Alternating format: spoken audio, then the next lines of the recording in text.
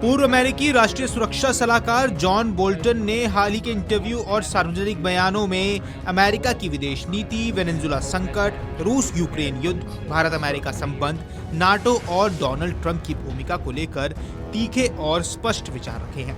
Bolton के अनुसार Trump की कई नीतियां न सिर्फ अव्यवहारिक रही हैं, बल्कि उन्होंने अमेरिका के वैश्विक हितों को भी गहरा नुकसान पहुंचाया है।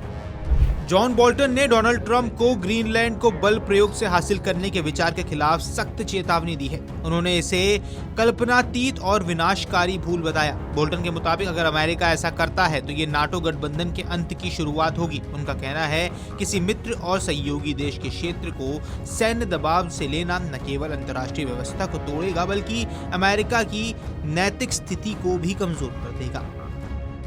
वेनेजुएला के संदर्भ में बोल्टन ने बेहद चौंकाने वाला बयान दिया है। उन्होंने कहा कि अगर निकोलस मादुरो को सत्ता से हटाया जाता तो इसके लिए संबंधित नेता को नोबेल शांति पुरस्कार मिलना चाहिए। बोल्टन का तर्क है कि मादुरो ने देश को तानाशाही, आर्थिक बदहाली और संस्थागत पतन की ओर धकेल दिया है। ऐसे में उसका शांतिपूर्ण निष्कासन क्षेत्रीय स्थिरता के लिए एक ऐतिहासिक कदम होता। डोनाल्ड ट्रंप वेनेजुएला के तेल संसाधनों को लेकर चिंतित नजर आते हैं, लेकिन बोल्टन का कहना है कि हकीकत कई ज्यादा जटिल है। मादुरो सरकार के दौरान तेल ढांचों को बुरी तरह नुकसान पहुंचा है। उत्पादन क्षमता बढ़ाने के लिए अरबों खरबों डॉलर का निवेश और लंबा समय चाहिए। ऐसे हालात में अमेरिका या अन्य अंतर्राष्ट्रीय तेल कंपनियां अनिश्चित राजनीतिक माहौल को देखते हुए निवेश से हिचकेंगी। बोल्टन मानते हैं केवल सत्ता परिवर्तन से निवेश अपने आप नहीं आ सकता है। अब बोल्टन ने यहां आरोप लगाया है कि मादुरो ने 2018 और 2024 के चुनाव चुराए, फिर भी ट्रंप प्रशासन उसे हटाने में नाकाम रहा। उनके अनुसार सख्त बयानबाजी के बावजूद जमीनी स्तर पर ठोस रणनीति नहीं अपनाई गई। नतीजन वही सत्तावादी शासन कायम रहा। बोल्टन इसे ट्रंप की विदेश नीति की बड़ी विफलता मानते रहे हैं। Well, I think we were fully in compliance with international law. We had the support of the legitimate opposition of Venezuela responding to Maduro's holding on to power after having stolen the 2024 presidential election, which all neutral observers, Venezuelan and international, confirmed. By the way, he also stole the election in 2018 when we supported the interim president, Juan Guaido, in his effort to overthrow Maduro. I think it's important to understand that background because many people say that it's a precedent for other activity like Russia's invasion of Ukraine or China's invasion of Taiwan. It absolutely is not.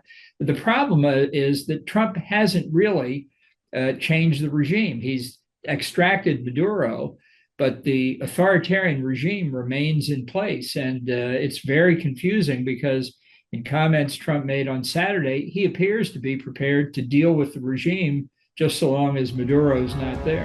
John Bolton ने America पर अंतर्राष्ट्रीय कानून तोड़ने के आरोपों को खारिज किया। उनका कहना है कि अमेरिका को रशिया के यूक्रेन पर हमले या चाइना की ताइवान पर दावेदारी से नहीं जोड़ा जा सकता।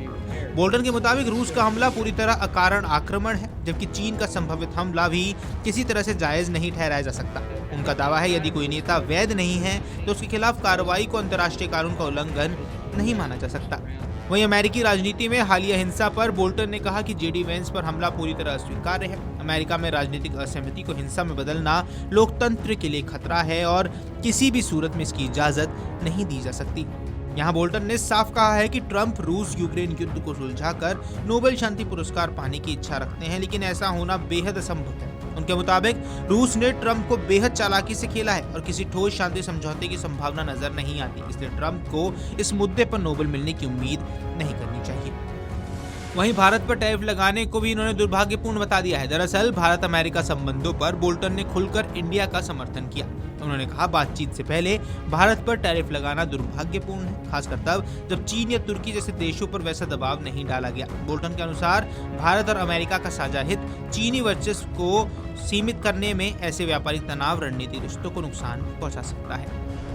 Well, I think it's been unfortunate for quite some time, going back to announcing the tariffs against India before negotiations really had a chance to conclude, for adding the additional tariffs on India, but not on China or Turkey or anyone else for purchasing Russian oil, have been unfortunate.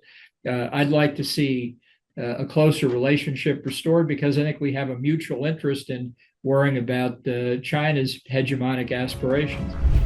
Bolton ने यह भी स्पष्ट किया है कि Trump अमेरिकी संविधान नहीं बदल सकते। उन्होंने स्वीकार किया कि जेडी वैंस उनके उत्तराधिकारी होंगे। ये बयान उन आशंकाओं को खारिज करता है जिसमें कहा जा रहा था कि ट्रंप सत्ता में बने रहने के लिए संवैधानिक सीमाएं तोड़ सकते हैं। No, I think he's basically given up on that. I don't think he can change the Constitution. Too many steps are involved. It can't possibly be done in 3 years. And I think he has more and more publicly acknowledged that J.D. Vance would be his successor.